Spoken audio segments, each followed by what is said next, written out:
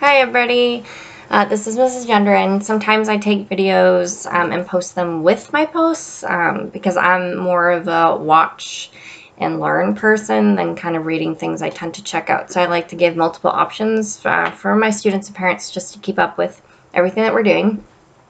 So this one, and it could be backwards, I'm not sure, but it says spelling.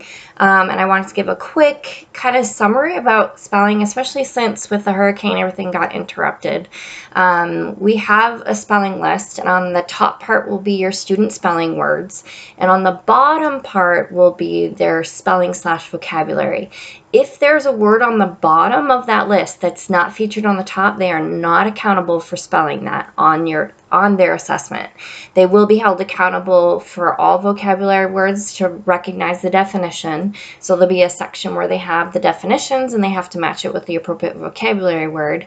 And then they'll have to use the vocabulary word in a sentence. Usually it's kind of a deconstructed paragraph sometimes, or just multiple sentences where they'll have to put in the correct vocabulary term that matches the definition usage in the sentence itself.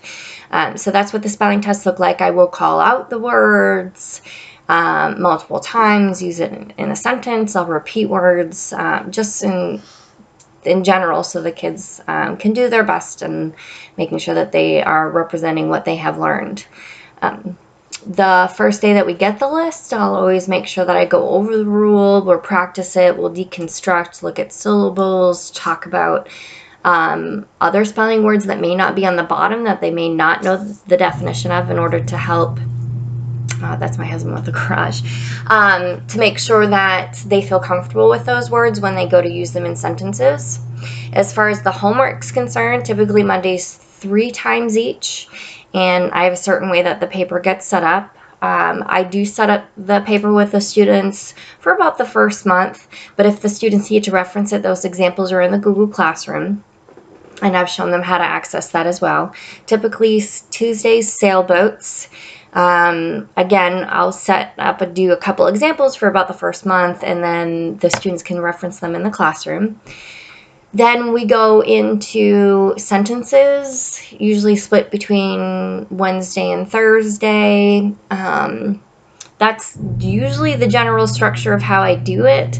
Sometimes there'll be a spelling worksheet that they may do with it. It really depends on what I want them to get out of those spelling words for the week.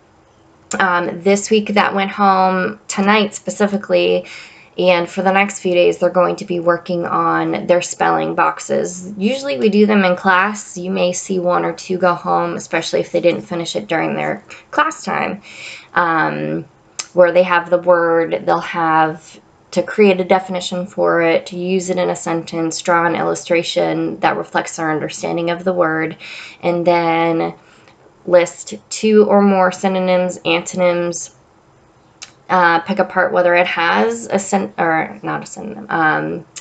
a prefix or a suffix, and then whether they have any, if it's a homophone or if it's a homograph, and we talk about those definitions and we give examples of that. At any point, if you have any questions or are unsure of anything, please write a note in the agenda book, send me an email. Phone calls are kind of tricky. I'm in a lot of meetings after school, or send me a message on Dojo. But make sure that you feel comfortable with what your student's coming home with.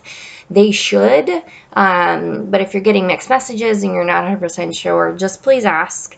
That's what I'm here for, and I want to make sure that your student's getting all that they can out of that assignment.